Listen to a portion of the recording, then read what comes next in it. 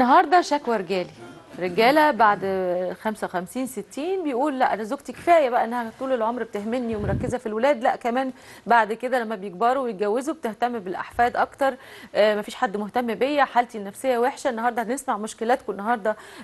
ماذا تفعل لو كنت مكاني؟ ومعانا ضيوفنا طبعا دكتوره امل السيسي استاذ طب الاطفال، اهلا بيكي نورانا. ومعانا طبعا دكتور نبيل القط استشاري الطب النفسي، اهلا بحضرتك. والكاتبه الاستاذه ناديه موسى، اهلا بيكي نورانا. وهنسمع معاكي يا مفيده استاذ مجدي على التليفون. هنبتدي الاول يعني نظرا ان الاستاذ مجدي موجود وهو رجل، وزي ما احنا قلنا ان هي شكوى رجاليه، فعايزين نسمعها بمنتهى الاهتمام. استاذ مجدي اهلا وسهلا بحضرتك، اتفضل. اهلا بيكي، اهلا وسهلا. الاول استاذ مجدي، حضرتك عندك كام سنه؟ انا عندي لسه طالع معاش بقالي 6 شهور يعني. طيب اتفضل. انت ايه بتشتكي من الاهمال ليه؟ مش اهمال قوي يعني، هو الواحد طلعت على المعاش بقالي 6 شهور تقريبا كده، وحسيت بوقت فراغ كبير. والولاد فين؟ بس يعني وبعدين المدام طبعا مشغوله بالشغل بتاعها كده. في فرق سن كبير يعني؟ هي لسه بتشتغل؟ لا يعني فرق كتير؟ فرق السن 5 سنين تقريبا. طب حاجه بسيطه يعني هي كمان. انت ليه شايف ان مراتك بتعاملك وحش من اول ما طلعت من على المعاش؟ ده اللي انت كاتبه لنا على صفحه الفيسبوك. هو المعامله يعني فيها نوع من الجفاف شويه، وبعدين انا عايز زي ما تقول يعني احسن كده، احس بالالفه اكتر، احس بالحنان اكتر. بلاش كلمه احنا كبرنا على كده، بلاش عيب عليك يعني، انسى المواضيع دي بقى. الكلام من ده يعني. طب انا بنقول كده في كلمتها قلت لها بصراحه يعني، قلت لها بتكلم معاها كتير، ودايما بحاول يعني انكشها كده في الحاجات دي. وبعدين انا بصراحه بحرج اتكلم يعني، بس لا ابدا. يعني احنا مش عايزين التفاصيل، لكن انا بنتكلم في العموم. احنا علشان نتعامل مع المشكلات بشكل واضح بشكل مباشر لازم نبقى اكتر وضوحا. احنا ما بنقولش حاجه عيب ولا حاجه مهينه لحد. على فكره احنا بنتكلم على الحياه الزوجيه، لانه لو ما استمرتش الحياه الزوجيه اللي هي الحياه الحميمه بين الزوجين، بيتحول الزوجين بعد شويه الى اخ واخت او اب وام. فاحنا محتاجين نتكلم في ده بوضوح، عشان في ناس كتير مش واخده بالها من الكلام ده، وبتتصور ان ده مصير الحياه الزوجيه، ان احنا نبقى اخ واخت عايشين مع بعض. لا، مش ده المطلوب خالص. احنا مطلوب ان احنا يفضل حياتنا الحميمه مستمره وعايشه. وهي زي اي حاجه في الدنيا محتاجه رعايه، محتاجين نرعاها ونهتم بيها عشان تفضل مصحصحه. فعشان كده طب يعني اسال بقى استاذ مجدي، يعني خلينا نفهم. انا بقى مش ممانع من الرعايه دي خالص، وبتمنى طبعا ان العلاقه تدوم كويس. تمام طبعا. تمام. والواحد محتاج حاجه زي دي كده، فانا حاسس حاليا بفراغ كبير جدا وفتور تمام.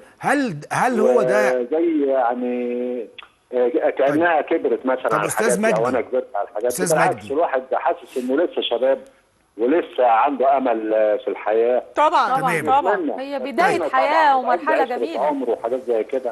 طبعا. طيب استاذ مجدي، هل في حاجه تانية؟ استاذ مجدي انت سامعني؟ سامع حضرتك. هل في حاجه تانية غير العلاقه الحميمه مزعلاك من لا زوجتك؟ لا يعني لا، يعني العلاقه الحميمه دي كده يعني هل مثلا تحسن اكتر يعني هل مثلا هي ابتدت تنسحب من الحياه الاجتماعيه، ابتدت تنسحب منك وما تتكلمش معاك وما فيش علاقه بينك وبينها؟ لا لا لا لا لا لا لا لا لا. بتتكلموا عن مشاكل الولاد؟ الحمد لله، بس الواحد ساعات ما بيلاقيش حاجه يتكلم فيها، ممكن نقعد طول النهار ما نتكلمش.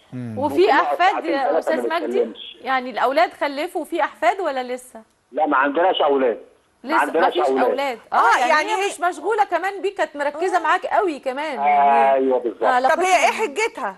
بتقول لك ايه؟ ممكن تكون عيانه. ايوه بتقول لك ايه يا استاذ عيانه؟ لا هم من الاول مش متعودين على الحوار بينهم. انا عايز حل للموضوع ده، مفيش لغه حوار بينهم وبين على اساس ان انا يعني احس بالحب احس بالالفه، احس بالحنان، الحاجات اللي زي دي كلها. طب في ملحوظه يا استاذه ناديه بتقول ده من الاول ما كانش في حوار بينكم، ولا كان في واتقطع؟ يعني في ود وفي صداقه بينكم وفي حوار في استاذه ناديه؟ ود وفي حب وفي عشره وفي كل حاجه، مفيش اي حاجه تفرقنا عن بعض. بتخرجوا مع بعض؟ بحبها جدا طبعا، وهي بتحبني جدا وبتخاف عليا وبخاف عليها، يعني مفيش اكتر من كده. طيب بتخرجوا مع بعض يا استاذ مجدي؟ ممكن احس بفراغ قاتل، ممكن اقعد طول اليوم مش لاقي حاجه نتكلم فيها. طيب بتمارسوا ما انا برضه بقول نسال الدكتور. بتمارسوا أنشطة مع بعض؟ يعني ممكن تخرجوا مع بعض، تروحوا نادي، تقابلوا أصدقاء مشتركين، تمشوا في الشارع؟ بتعملوا الكلام ده؟ طبعا في اخواتي ما شاء الله كتير يعني، والقرايب موجودين وبنروح لهم في المناسبات، يعني لسه كان عندنا فرح قريب.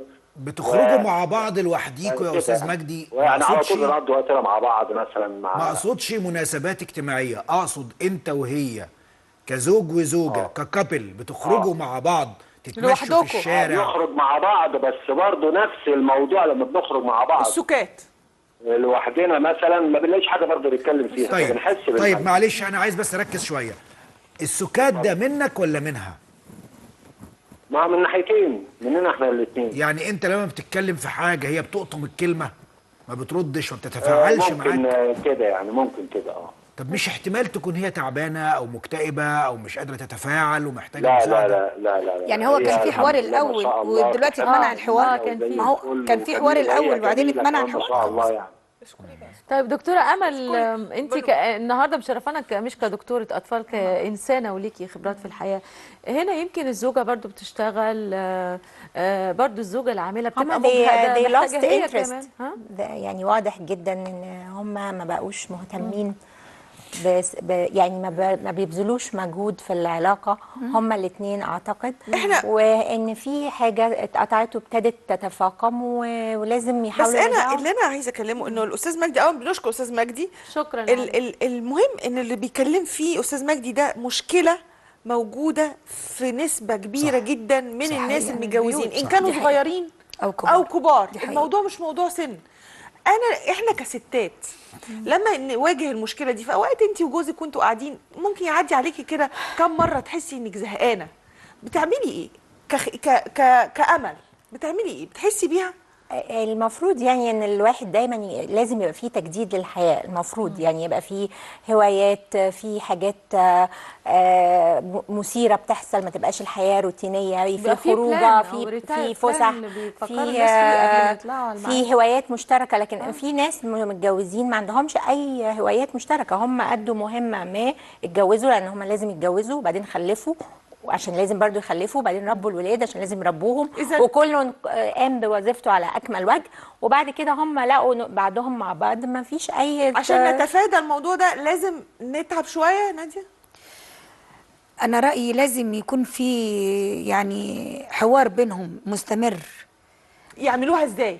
ماشي، انا يعني يجيب لها هديه، يخلق لها جو يعني غير اللي هي متعوده عليه. هو واضح ان هو بيقدم ومنتظر منها عطاء معين، يعني منتظر منها هي تكون برضو بتقدم. احنا عايزين هو لازم يواكب الحياه معاها. يعني لازم يبقى في حوار، يخرجها، يجيب لها هديه، يسفرها بره. طبعا انا مش بعمم من السفر بره، طبعا كل واحد وظروفه، لكن المفروض يبقى فيه تجديد على طول. طب دكتور نبيل، في سؤال كان فعلا لازم نسأله من الأول، هل الرجل أكتر حساسية في السن ده بعد المعاش من الست؟ هل هو حالة خاصة يعني؟ لا، ولا الستات والرجالة أكتر حساسية طبعا. السن ده الناس بتكتئب فيه، بس بالذات بعد المعاش. يعني بعد المعاش الحقيقة الناس بتحس بوحدة أكتر، والاكتئاب بيزيد، لأنه بيحس إنه ملوش لازمة، وبيحس إن هو ما عادش مطلوب، فجأة قعد في البيت فترة طويلة، وخصوصا ان هم مش مخلفين، ما عندهمش اولاد. بالظبط، يعني حالة مملة. يعني هو اكيد بيشتكي من الملل الشديد. فهو ممكن الراجل فعلا يكون حس بعد المعاش بانه محتاج حد ياخد باله منه، يعني حد يطلبه، يبقى هو ليه عوزة، هو حاسس انه ملوش عوزة، وحاسس ان هي مش فارق معاها. طب يعمل ايه يا دكتور؟ يعملوا ايه الكابل ده؟ احنا محتاجين بس الاول نتكلم على فكره انه بعد المعاش فعلا في مشاكل حقيقيه بتكون عند الناس لازم ناخد بالنا منها. زي ايه؟ في ناس بتموت، فكره الاكتئاب، فكره الفراغ الفظيع اللي بيحصل، او الخواء اللي بيحصل، وفجاه انا ماليش لازمه. هو طب أنا عايش الرجل ليه؟ كمان بيحصل له تغير في الهرمونات ايضا مش الست. الهرمونات بتتغير طبعا مع السن طول الوقت. لكن مش بعد لا هي دي تخليه مكتئب يعني المقصود لكن هو مكتئب. التغير أعتقد الاجتماعي في الشغل. العنيف اللي بيحصل بعد المعاش هي دي القضيه. لكن بالنسبه للوضع ده انا اتصور ان الاستاذ مجدي لازم يتكلم معاه بوضوح، مش فكره هديه او سفر، كل ده مهم، بس الاهم هو يا بنت الناس في مشكله بينا. انا عندي احتياجات النهارده، انا محتاجك تبذلي فيها مجهود.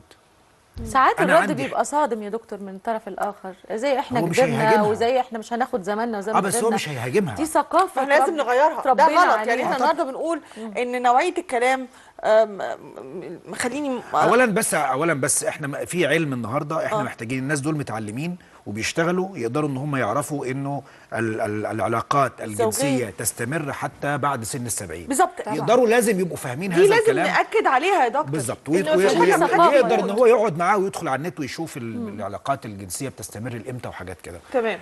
وبالتالي فكره هناخد زماننا وزمن غيرنا واحنا كبرنا على كلمة كلام في كلام مشاكل ممنوع. اخرى لا طبعا. طاقه سلبيه. هي مش اتعودت عليه، بقت فاميليار معاه لدرجه ان هي مش عايزاه. يعني ممكن يكون في حاجات تانية، هو ممكن يكون اتغير شكله، اتغير محتاج يغير شكله شويه، لكن في حاجه قبل ده وهو ان احنا نقعد نتكلم بوضوح. اهم حاجه الحوار.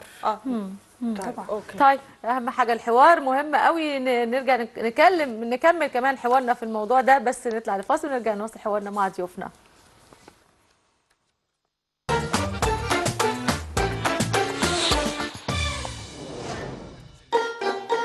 ماذا تفعل لو كنت مكاني؟ الزوج بيشتكي أنا بعد المعاش أو بعد 60 زوجتي بتهملني، للأسف جواها مواريث اجتماعية قديمة، حتى لو ما عبرتش عنها وأفصحت عنها فهي موجودة في عقلها الباطن. بنكمل كلامنا مع ضيوفنا. وفيدة عندها سؤال. الكلام في انا عندي وجهة نظر وعايزة رأي حضراتكم. انا شايفة ان احنا كستات، والعيب مننا احنا حاطين في دماغنا بعض الافكار والموروثات معرفش جت منين، وبنحاول نطبقها على الرجاله وعلى حياتنا وعلى اولادنا. يعني من اكتر واشهر الكلمات اللي انتم مش عارفينها كلمه اللحم تخاوى. يعني انت لما تيجي تسالي ست بينك ايه اخبارك انت وجوزك وايه العلاقه، تقول لك خلاص بقى مفيد احنا كبرنا اللحم تخاوى. اول مره سمعت الكلمه دي اتخضيت، لان معنى اللي هي بتقوله ان هي وجوزها بقوا اخوات. طب ايه طريقه التفكير دي يا دكتور؟ جايه منين؟ وعايزه اعرف راي حضراتكم. لحمه خاوه. طبعا انا اول مره اسمع الكلمه دي. ف ما اعتقدش طول ما في حب، ما هو الزوج بيبقى هو الاخ والحبيب والاب، فما اعتقدش ان يكون في لحمه خاوه ابدا بين راجل طول ما في حب. يعني طبعا في نماذج بس قليل. هل دي نسبه كبيره فعلا زي ما بتقول مفيده؟ لا طبعا الخاوة ده دي عمرك ما سمعتيها؟ لا عمري ما سمعتها. ولا في مشكله هم بيداروا على المشكله انهم يقولوا كده. لازم يبصوا ايه المشكله. في فقد للحوار، فقد الاهتمامات المشتركه مفيش تناغم. كل واحد مثلا هم صغيرين كان في حاجات مشتركه، كل واحد بينمو. يعني شايفه ان الكلمه دي ما هي الا اكسكيوز او عذر لحاجه اكبر من اللي بيحصل. طبعا ديفينتلي. دكتور نبيل كانت مفيده في الفصل، قالت حاجه ان بتبتدي الست تتحرم على نفسها الوان معينه، والناس توصل انت لابسه احمر وانت عندك ولادي. بصي احنا كنا بنتكلم على امي، معلش يا حاجه. الهوانم بنتكلم على امي بعد ما وفاه طبعا ابويا. هي لو وفاه الزوج دي موضوع تاني، لكن انا هقول بس حتى انه في سياقه وهو عايش في ثقافه اساسيه عند الستات انه العلاقه الحميميه هي بشكل عام عيب. انه دي احتياج الرجل وحاجه الرجل وعيب الست وليست بالظبط كده، وليست حاجه المراه. وانه المراه لما تطلب هذه الحاجه حتى لو من جوزها فهي جريئه او ممكن تكون وقحه او ده بينهم عشره يا دكتور 20 25 30 سنه. وبالتالي الست طول الوقت هي متربيه على فكره كبت هذا النوع من المشاعر. صح. وتحريره للحظات محدوده مع جوزها. واول ما بيجي الوقت بقى واول ما تكن شويه آه. عشان تستريح، لانه في احساس بالذنب متربيه عليه. فاول ما بتوصل لمرحله معينه، جبنا عيال والعيال وهموم العيال ومش عارف كذا، هوب بقفل على الموضوع وشكرا، وتبتدي تشتغل باي حاجه تانية وتهمل في نفسها. ده واحد. اتنين، ده ممكن يكون ليه دور في موضوع اللحم تخاوى. ما هو ممكن طبعا يكون ليه دور في احنا موضوع. اتفقنا مع الدكتور امل ان هي ده ليه ده بيحصل؟ لانه الاثاره هي فعل متبادل، واحنا لما بنستثار مع حد تاني في اثاره متبادله من خلال الروايح، والجسم بيفرز مواد مثيره للطرف الاخر، فبنشمها، ما بنبقاش فاهمين، لكن بنشم الروائح ديت فنستثار من بعض. معنى كده يا دكتور ان الجواز ليه اكسبايري ديت ولا بينتهي؟ لا يا فندم خالص. ده هو خالص. ده بيعكس انا بقول انه احنا محتاجين نحافظ على هذه المشاعر جوانا ازاي ونجدد بقى ازاي ونمارسها بشكل مستمر. مش عايز اقول 7 ايام في الاسبوع. مش لازم ان احنا نعمل علاقه مع بعض 7 ايام في الاسبوع، لكن باستمرار نثير بعض، نخرج من الملل، نحنن على بعض، يبقى في حضن، في بوسه، في اقتراب جسدي بهذا الغرض بشكل دائم، علشان نفضل محافظين على الطاقه الجنسيه جوانا ما تذبلش. لما الطاقه دي تتظبط يا دكتور، هكمل بس على فكره بس خد بقى معاك في التكمله السؤال ده. لما الطاقه دي تتظبط، هل ده يخلي نوعيه الحوار بين الاثنين تتحسن؟ لان ده سؤال مهم قوي على الفيسبوك. طبعا جدا جدا، بس انا عايز اكمل بس حكايه اللحمه تخاوى. طيب احنا قدام علاقه مستمره 20 سنه و30 سنه واحيانا 40 سنه. فعلا لو احد الطرفين نام في الخط وريح، يبقى اللحمه في المنطقه ديت، ما هو تخاوى معاه ومع غيره.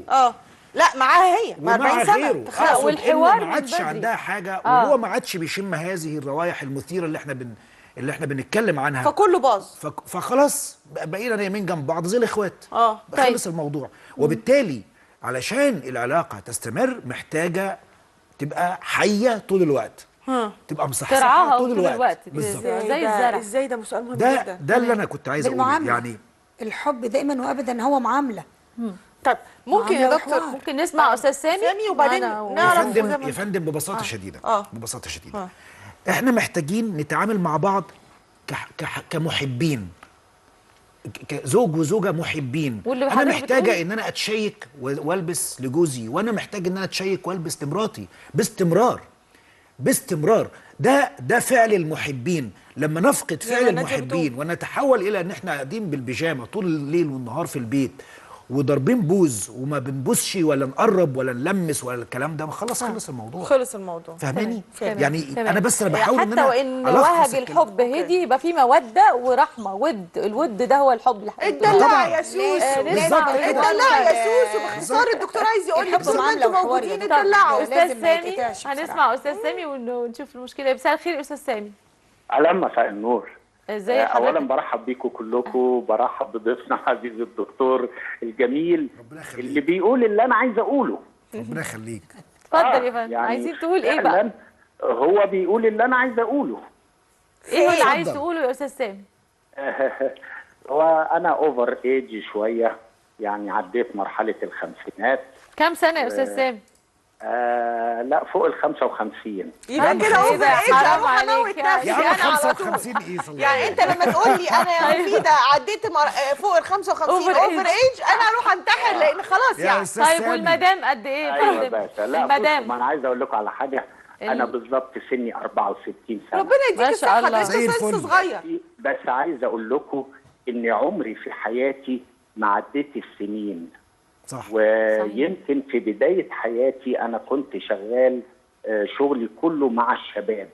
فلا تزال الروح شابة. جميل جدا. ولا زلت حتى الآن أرغب في حياة الشباب.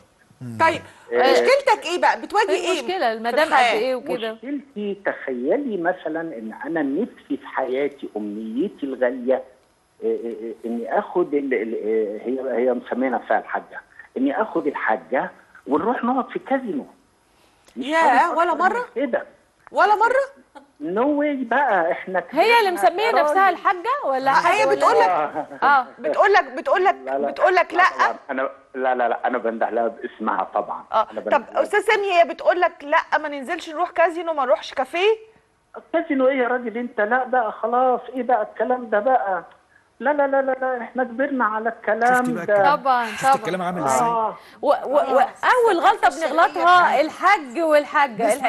الحج ده يعني فريضه وبنعملها، لكن ما بنسماش باسم الطاعه ولا بصي انا بنده لها باسمها، عمري ما قلت لها يا حاج، ما اعرفش يعني. مش طب عارف. بتدلعها يعني، بتقولها باسم دكتوره امل عايزه تتكلم مع حضرتك استاذ سامي. ما هو حضرتك لازم في اي شكوى او اختلاف لازم نسمع الطرف الاخر. فهي هي بتقول له مش عايزين نروح الكازينو، لكن احنا عايزين نعرف ايه شكواها يعني. تقول له احنا كبرنا. ما فيش شكوى، هي مجرد مستغربه لهذا الطلب، وان ازاي انا وانت نتشاف. يعني حضرتك عايز ازاي نتشاف؟ ازاي انا وانت نتشاف؟ طب هي مهتميه بنفسها يا دكتور؟ الاهتمام المحدود خالص يعني. يعني انت محب للحياه وهي مش مهتميه بنفسها؟ تقليديه.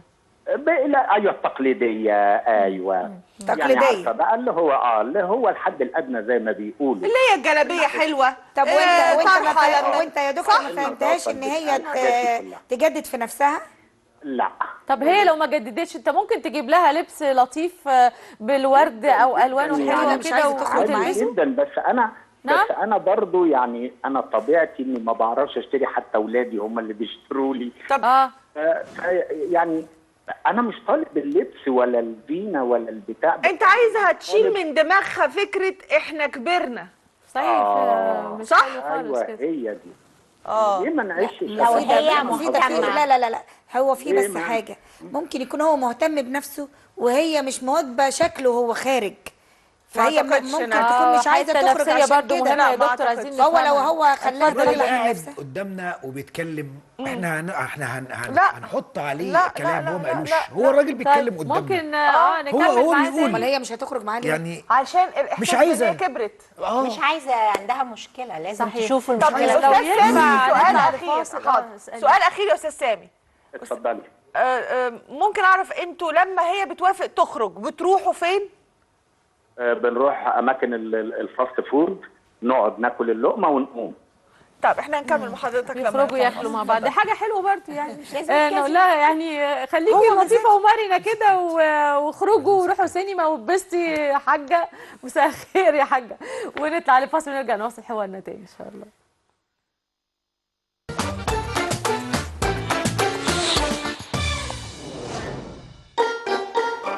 ما زلنا بنكمل فقرتنا. زوجتي بتهمني بعد ال60 وبعد المعاش. قلنا ان مهم قوي يبقى في حوار، مهم قوي في كلمات لازم نبطلها. احنا كبرنا يا حاج، احنا مش هناخد زماننا وزمن غيرنا، كلمات سلبيه جدا. التجديد والتغيير في الحياه. لسه في نصايح معانا النهارده طبعا دكتور نبيل، لو هتعلق على موضوع عايز تكلم مع استاذ سامي. استاذ سامي لسه موجود معانا على التليفون. عايز تساله حبه حاجات، لان احنا وقفنا مع استاذ سامي على ان مراته بتوافق انها تخرج معاه في الاماكن بتاعه الفاست فود فقط. بس انا رايي ان هو يضغط عليها، ما يسيبهاش، ويشوف ايه المعوقات اللي هي بتمنعها من الخروج. ازاي يعني المدام كانت قالت انه احتمال تكون مثلا يعني تخينه، احتمال تكون ما بتلبسش كويس، احتمال مش عارف كذا. يعني ممكن يكون في معوقات، ممكن تكون هي مكسوفه من نفسها، ممكن يعني يشوف المعوقات ايه اللي هي منعانها داخلها يعني. ايوه هي ويساعدها على تجاوز هذه المعوقات. تخرج معاه. وانا شايف ان هو كشخص، هو شخص حيوي، وواضح انه بيحبها، واضح انه هو عايز يساعدها. يشوف بلاش يبقى الاماكن اللي هو عايزها تبقى الاماكن اللي هي عايزاها. في اماكن كتيره جدا ممكن تبقى لطيفه. فانا بقول انه يشوف الاول المعوقات اللي بتمنعها من الخروج.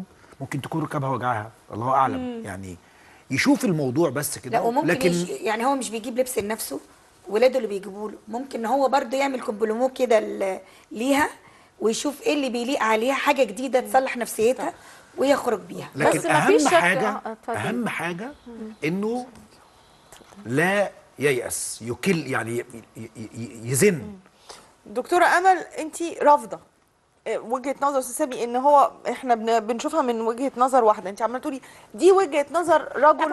عايزه اعرف وجهه نظر الست. يعني مستحيل واحده ست علاقه طبيعيه بزوجها ونفسه يروح الكازينو وهو بيقول لها تعالي نروح بار تقول له لا. ما شفتي كيس كده؟ لا في كتير، لكن في مشكله. هم هو بيتكلم القشور. احنا عايزين نعرف هي ممكن ايه. تكون مش بتحبه مثلا الحب. طبعا في مشكله لازم يعالجوا المشكله. يعني ايه واحده جوزها يقول لها رايح تعالي نروح كازينو ونفسه يروح الكازينو، دي حاجه تسعده وحاجه بسيطه وحاجه تافهه وما تعملهاش. هقول لك لو قال لها عايزه اكل ملوخيه مش هتعمل له. لا انا اقول لك هي تعمل له الملوخيه بس فعلا بس ما مش تروحش هتاخد. معاها الكازينو. عارفه ليه؟ لان هي مش من ثقافتها كده. ثقافتها في ايه؟ هي ناكل اكله كويسه، صحيح. نوفر فلوس علشان يعني خاطر واحد عاش العيال. مع واحده 40 واحنا كبرنا سنه يا حاج. لحظه واحد اتنين عاشوا مع بعض 40 سنه بثقافات مختلفه. طب ما ده بقى طب ما ده فشل. عشان كده بقول ده الحوار فشل. اكيد يا يبقى في دكتور فشل برضه، الحوار يبقى في مفتقد فشل. من بدري اذا كانت يعني. الثقافات مختلفه. انا مش عايز اعمل والحب انتربريتيشن او مش عايز اعمل فهم الناس مش موجوده.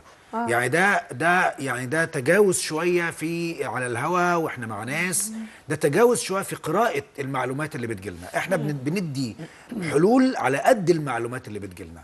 ما حضرتك المعلومات مش كامله. ندي حلول على قد المعلومات بتاعتنا. زي ما بتقولي على كان قد لازم المعلومة نسمع بتاعتنا. الطرف المعلومه بتاعتنا بتقول كذا، احنا هنقول على قد المعلومه اللي جايه لنا. لكن قراءه المعلومات بأبعد من كده في تجاوز شويه، واحنا بنتكلم على بني ادمين قاعدين في البيوت. عشان كده انا اتحرج ان انا اقول اكتر من هذه المنطقه اللي احنا بنتكلم عنها. هو نادرا ان دكتور لما تلاقي اتنين كبروا مع بعض وبيخرجوا وبيعملوا يروحوا رحله. لا مش نادرا، انا لسه حاكي على ابويا وامي. ويتبسطوا. انا لسه قايل ابويا وامي قعدوا بس يعني دي حاله نادره. 81 سنه وبيسافروا اسكندريه والقاهره والساحل الشمالي مع بعض. ثقافتهم بتساعدهم على كده.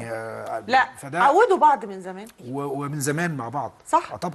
يعني انا يعني العلاقه طبيعيه سويه مظبوطه، المفروض تصل في نهايه المطاف الى كده. العلاقه بتبتدي تتشرخ من الاول ويفضل يبقى فيه فجوه، والفجوه دي تزيد لحد ما توصل للمرحله دي.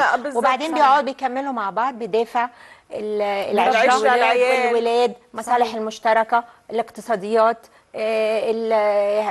المجتمع، السن، ما فيش حل اخر. مش علاقه مظبوطه، انا في رايي كده. طب لو احنا خدنا وجهه نظر دكتوره امل وقلنا ان احنا علشان نتفادى اللي احنا بنتكلم فيه اللي هو حته الاهمال ما بعد سن ال60، يبقى احنا لازم نبني واحنا اصغر من كده. صح من اول ما نتجوز بالزبط. نبقى محافظين على ان احنا انا وجوزي لينا وقت بالزبط. نخرج فيه، انا وجوزي ندلع بعض طول بالزبط. الوقت، احنا موجودين، هو انا صاحبه وهو صاحبي. صح كده؟ صح من اول ما نتجوز. صح. بس في حاجه تانية محتاجين نقولها. ايه؟ علشان نتجنب اللحمة خاوة احنا محتاجين كل فرد كل بارتنر يبقى عنده حياته الخاصة، حياته الشخصية. اعملها ازاي دي؟ الفردية او اجازة بتاعه. صغيرة يعني زي ما انت قلتي اجازة صغيرة، او يبقى عنده العالم بتاعه. كل طرف ما يبقاش العالمين لابسين فوق بعض كده، والا بعد شوية هنبقى اخوات. احنا محتاجين العالمين بتوعنا يبقوا ملتقين في حتة، والحتت التانية بعيدة عن كل طرف. هي عندها العالم بتاعها وهو عنده العالم بتاعه، وبنحب بعض، بنخرج مع بعض انا وانت، بتيجي العالم بتاعي شوية، انا بروح العالم بتاعك شوية. عشان بس السؤال بتاع الشباب اللي خايفين الشباب على الفيسبوك اللي هو نعمل بالزبط. ايه عشان ما يجيلناش يعني الخرس بتاع لازم يبقى فيه individuality واضحة وقوية، وفي نفس الوقت علاقة مشتركة واضحة وقوية ومستمرة. هو ده اللي انا بتكلم عليه. انما التطرف في العلاقه المشتركه ان احنا الاثنين خلاص بقينا اخوات.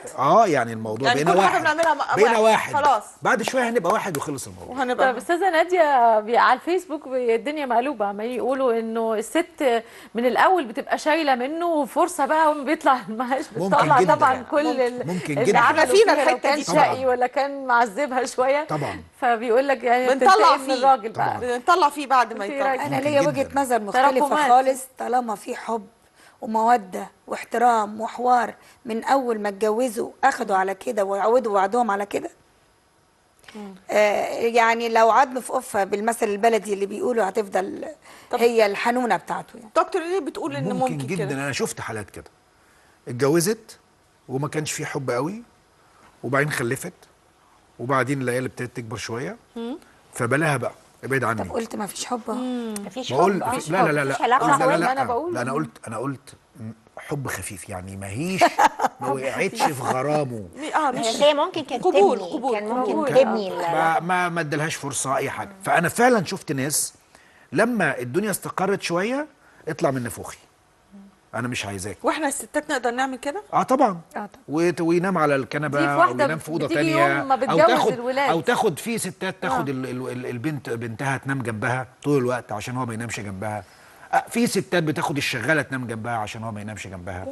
يعني طبعا في امثله كتير، انا بتكلم على امثله حقيقيه. انا مش دكتوره امل عندها نصيحه اخيره فده موجود، كل ده موجود. فاللي حضرتك بتتكلمي عليه فكره انه هي ما صدقت انه الدنيا استقرت بقى في كبتها. شكرا. انا مش عايز اكتر من يبقى كده. طالما هي عملت كده يبقى هو من حقه يروح يتجوز تاني. لا احنا لا ده موضوع لا ما احنا لازم نبقى فير. لا في لو الست قررت انها تعمل كده في الراجل، لا هو يشوف حياته. يعني دي علاقه لا تؤدي وظيفتها الطبيعيه. صح ولا اخيره؟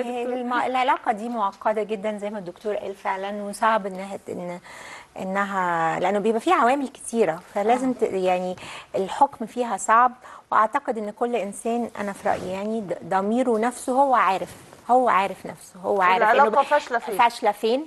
هو ما بيحبش الشخص ده مثلا فبيتلكك له، هو مش عايز يبذل مجهود لانه ما كانتش دي الجوازه التي يامل فيها هو او هي يعني، فبتبوظ العلاقه. فاذا العلاقه بايظه صعب اصلاحها يبقى ملهاش لازمه. اذا كانت العلاقه مش بايظه يبقى نحاول اصلاحها ونبذل مجهود جامد سواء الراجل او الست عشان برضه 50% من الجوازات اللي في سن متاخر بتبدا من بعد ال50 بسبب الحوار اللي احنا فيه دلوقتي. وتبقى ساعات ناجحه جدا جدا. لا طبعا الموضوع مش طلع يعني في فقدان للاسره بعد سن ال50 ممكن الاثنين بينفصلوا. قبل ما ننهي بس عايزين نسلم على الدكتور نبيل ونقول لك الاول يا دكتور انت هتوحشنا، لان احنا دي تقريبا هتبقى اخر حلقه في لو كنت مكاني، وهنلتقي بيك بعد رمضان.